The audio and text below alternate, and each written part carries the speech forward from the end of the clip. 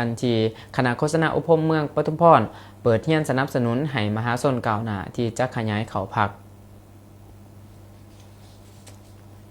คณะโฆษณาอุปมเมืองปทุมพรได้จัดพิธีเปิดเรียนสนับสนุนให้มหาชนก้าวหน้าเพื่อขยายเขาเป็นสมาชิกพรรคประชาชนปฏิวัติลาวประจำปี2025งวดที่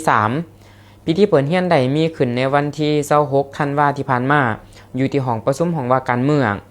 ให้เกียรติเป็นประธานของสหายศรีถนนไส้ศรีสว่างวงศ์กรรมการพรรคเมืองหัวหน้าคณะโฆษณาอุปมเมือง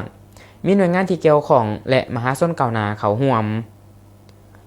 สำหรับมหาชนก้าวหน้าที่จะขยายเขาพรรคมีจำนวนมหาชนทั้งหมด32สหายยิ่ง13สหายแม้นจะได้เรียนรู้ปัญหาพื้นฐานทางด้านทฤษฎีเกี่ยวกับพรรคประกอบด้วยบรรดาเนื้อในเอกสารที่สำคัญ12หัวข้อ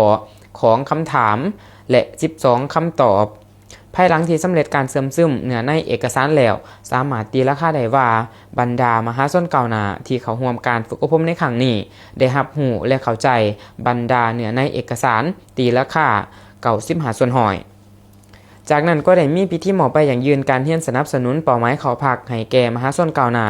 โดยให้เกียรติมอบใบอย่างยืนของสหายศรีถนนไส้ศรีสว่างวงศ์กรรมการพรรคเมืองหัวหน้าคณะโฆษณาอุปมเมืองปทุมพร